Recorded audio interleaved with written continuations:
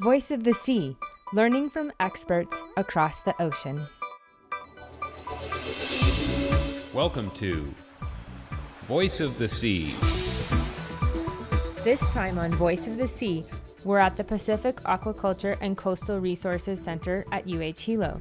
We meet up with graduate student Aaron Mickelson. So you're here, you've been in the Peace Corps, you've worked in the Philippines, and now you're here in Hilo, Hawaii, studying algae.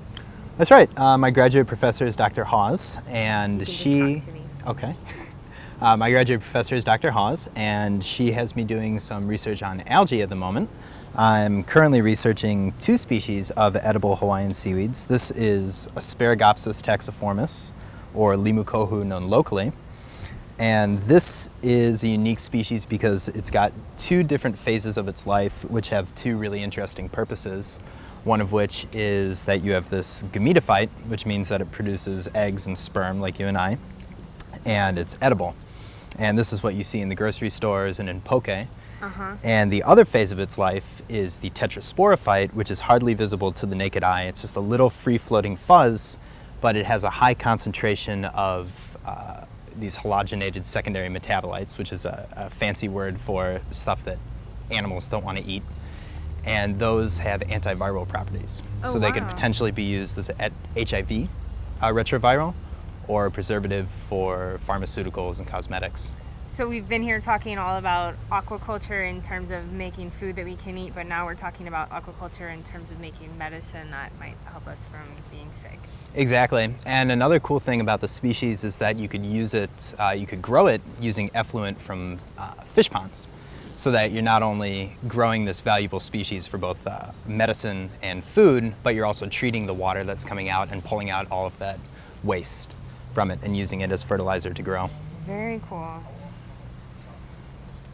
And would you then actually eat the gametophyte stage and make that into an edible form and then grow the sporophyte, you said? Or... Yeah, absolutely. The gametophyte tends to grow in the surge zone, so right where the waves are smashing onto the boulders. And because of that reason, and also because of the fact that we have all these invasive seaweeds here in Hawaii, it's not found very commonly out in the wild. So another benefit of being able to get it to grow in culture is that it opens the way for restoration and reintroducing it back to its native habitat. Because this is a species native to Hawaii. Yes, ma'am. And that is it growing in those big columns there? That's our microalgae. That's what we grow to feed the oysters. Okay. So where does this guy grow? This guy grows in flasks or in the ocean. So can you show us where you have him? Oh, that's it for now. It? Yeah. This is all we have. At the moment.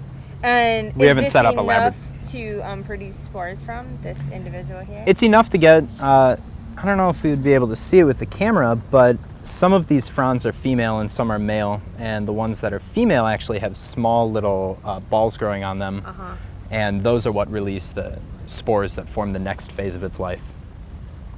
And how did you guys get interested in studying this?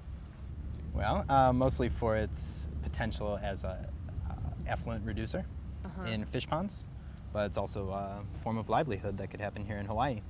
Right now there's really only a couple of commercial seaweed farms, and those are on Kona side.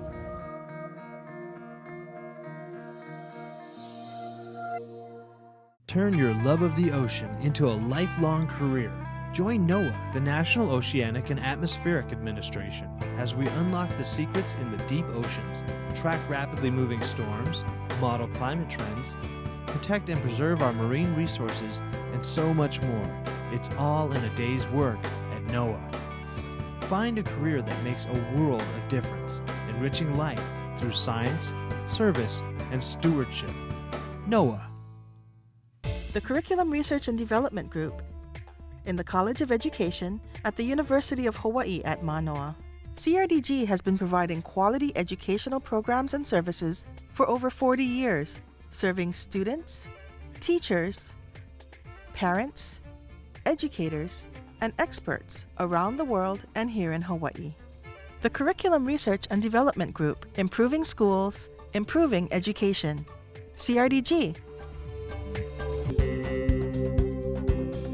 The University of Hawaii's Sea Grant College Program focused on Hawaii's coasts and its communities through sustainable development, safe seafood supply, sustainable coastal tourism, hazard resilience, and healthy coastal ecosystems.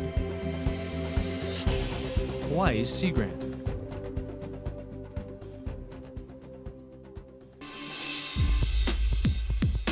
Exploring Our Fluid Earth is a dynamic curriculum developed by the University of Hawaii's Curriculum Research and Development Group, teaching ocean science concepts through the disciplines of physics, chemistry, biology, and ecology. Exploring Our Fluid Earth is now available freely online. Find out more at exploringourfluidearth.org.